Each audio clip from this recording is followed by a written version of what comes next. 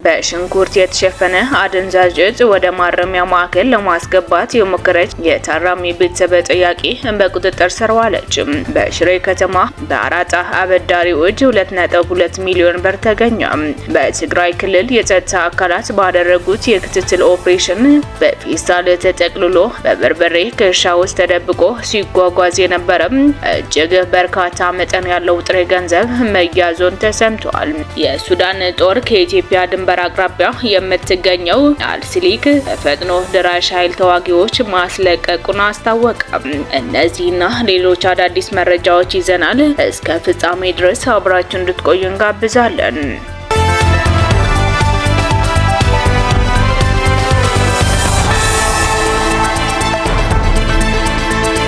በቅድሚያም በሽንኩርት የተሸፈነ አደንዛዥ እጽ ወደ ማረሚያ ማዕከል ለማስገባት የሞከረች የታራሚ ቤተሰብ ጠያቂ በቁጥጥር ስር ዋለች።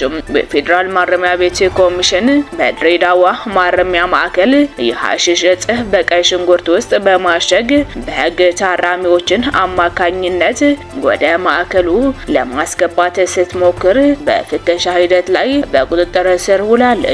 ወይዘሮ ጫልቱ አብደላ የተባለች ግለሰብ በሕግ ታራሚ አምኖ በያን አማካኝነት በፌስታል የተቋጠረ አደንዛዥ እጽ በቀይ ሽንኩርት ውስጥ በመደበቅ ወደ ማረሚያ ማዕከሉን ለማስገባት ስትሞክር በረዳት ሳጅን ገነት ሲሳይ ብርቱ ፍተሻ በቁጥጥር ስር እንድትውል ተደርጓል። ወይዘሮ ጫልቱ አብደላ በቁጥጥር ስር መዋሏን ተከትሎ ለምርመራ ለድሬዳዋ ፖሊስ ኮሚሽን ሳቢያን ፖሊስ ጣቢያ ተላልፋ ተሰጥታለች።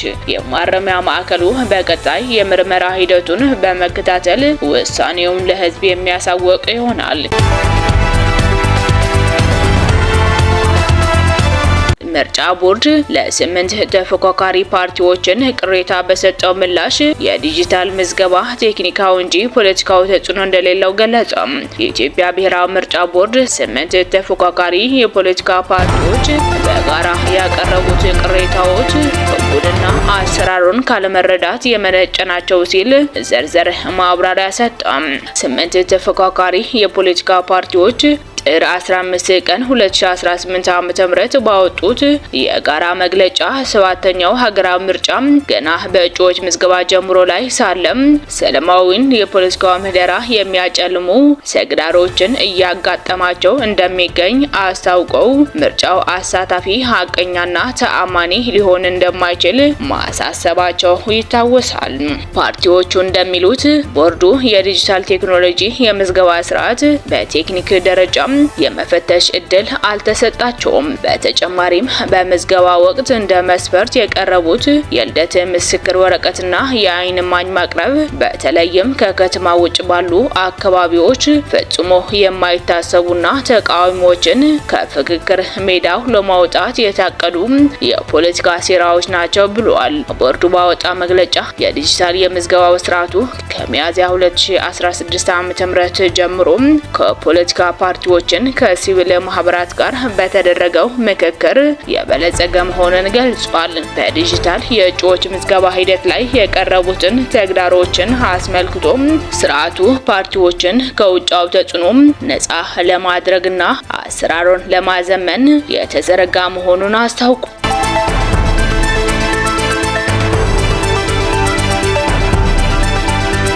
በትግራይ ክልል የጸጥታ አካላት ባደረጉት የክትትል ኦፕሬሽን በፌስታል ተጠቅልሎና በበርበሬ ከእርሻ ውስጥ ተደብቆ ሲጓጓዝ የነበረ እጅግ በርካታ መጠን ያለው ጥሬ ገንዘብ መያዙን ተሰምቷል። የብዙዎችን ቀልብ የሳበው መነጋገሪያ የሆነው ዋነኛ ጉዳይ ገንዘቡ የተደበቀበትና ለመጓጓዝ የተሞከረበት መንገድ ነው። ገንዘቡ በርበሬው ቀለምና ቃናም እንዳይበላሽ በጥንቃቄም በፌስታሎች ተጠቅልሎ ከዚያም በርበሬ በተሞላ ትልቅ ኬሻ ውስጥ ተቀብሮ መገኘቱ ለጉዳዩ እንግዳ ገጽታ ሰጥቷል። የትግራይ የጸጥታ ኃይሎች ይህንን ህገወጥ የገንዘብ ዝውውር ሙከራ መቆጣጠራቸውን የተገለጸ ቢሆንም ስለተያዘው አጠቃላይ የገንዘብ መጠን፣ ስለ ገንዘቡ በማን እንደተላከና ወዴት ይጓጓዝ እንደነበር የሚገልጽ ሙሉና ዝርዝር መረጃ ገና በማጣራት ሂደት ላይ መሆኑን ታውቋል። የሚመለከታቸው የጸጥታ አካላት ምርመራውን አጠናቀው ተጨማሪ ዝርዝር መረጃ ሲሰጡ የምናደርሳችሁ ይሆናል።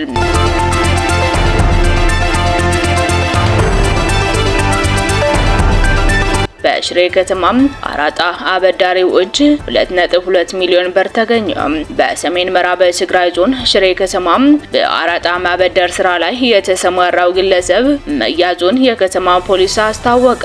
ግለሰቡ ከ3 እስከ 5% የሚደርስ ወለድ በመጠየቅ አራጣ ይሰጥ እንደነበረ የገለጹት የከተማው ሰላምና ደህንነት ጽሕፈት ቤት ኃላፊ በተጠርጣሪው እጅ 2.2 ሚሊዮን ብር እንደተገኘ አስረድተዋል። የጽሕፈት ቤቱ ኃላፊ አቶ በሪሁ አይዳይ ሲናገሩ በባንኮች ውስጥ ገንዘብ ባለመኖሩ የተነሳ ህብረተሰቡ ተራቀመውና የተላከለትን ብር መጠቀምና ማውጣት አልቻለም ካሉ በኋላ በዚህም የተነሳ ህዝቡ አራጣን የመሳሰሉ ችግሮች ሰለባ የሆኑ እንደሚገኙ አስታውቀዋል። ይሁንና አራጣም ህግ ሆነ በሃይማኖት የሚያስጠይቅ ኃጢአትና አሳፋሪ ድርጊት መሆኑንም ገልጿል።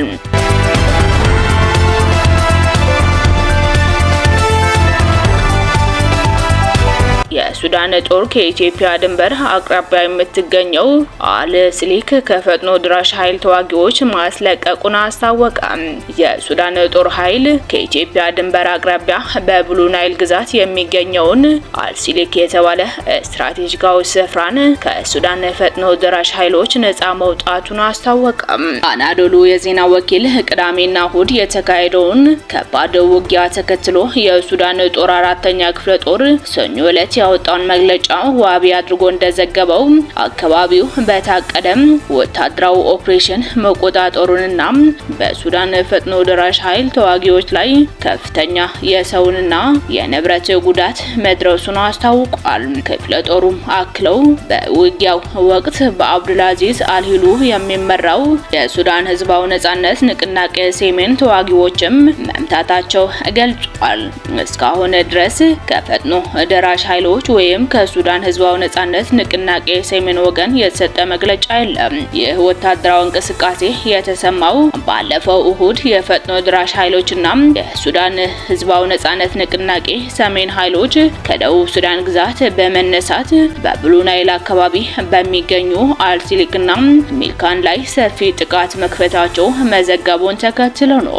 የሱዳን ባለስልጣናት ጥቃቱን የውጭ ወረራ ሲሉ የገለጹት ሲሆኑ ደቡብ ሱዳን ግዛቷን ለአጥቂዎች ማሰልጠንና ወታደራዊ መሳሪያ ማስተላለፏን እንዲሁም ፈቅዳለች ሲሉም ከሷል። ከኢትዮጵያና ከደቡብ ሱዳን ጋር በምትዋሰነው የብሉ ናይል ግዛት ባለፉት ወራት በሱዳን ፈጥኖ ደራሽ ኃይልና በሱዳን ህዝባዊ ነጻነት ንቅናቄ ሰሜን ቅንጅት ምክንያት ወታደራዊ ውጥረቱን እየጨመረ ነው።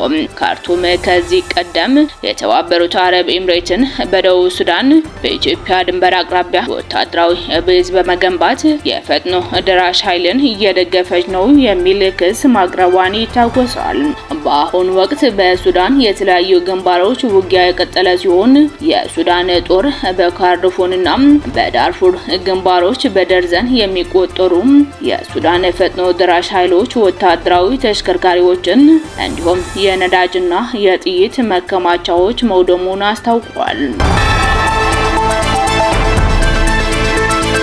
ኢራን ለእስራኤል ሲሰልል ነበር የተባለ ግለሰብን በሞት ቀጣች። ለእስራኤል የስለላ ተቋም ሞሳድ ኢራን ውስጥ ሲሰልል ከወራት በፊት ተይዟል ተብሎ በቁጥጥር ስር የነበረ አንድ ግለሰብ በሞት መቅጣቷን የኢራን መንግስት አስታወቀ።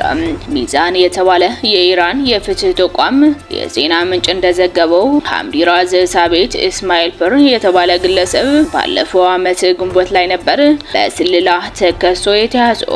የኢራን ፍትህ ተቋም እንዳለው ግለሰቡ እስራኤል በአገሪቱ የመከላከያ ሚኒስቴር የሚሳኤል ማዕከላት ላይ አሻጥር እንድትፈጽም ምስጢራዊ ሰነዶችና መረጃዎችን ማስተላለፍ ውስጥ ተሳትፏል የሚል ክስ ቀርቦበታል። ባወጣው ዜና ላይ እንደተጠቀሰው የኢራን ጠቅላይ ፍርድ ቤት በግለሰቡ ላይ ያስተላለፈው የቅጣት ውሳኔ ከተገመገመ በኋላ ግለሰቡ በስቅላት ተቀጥቷል። አሁን የሞት ቅጣቱን የተፈጸመበት ሐሚድ ሬዛ ሳቤት ለእስራኤል በመሰለል በሚል ክስ በዚህ ወር በሞት የተቀጣ ሁለተኛ ሰው ነው ተባለ።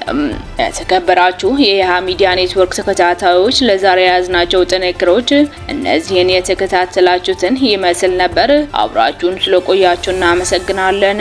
ሰላም።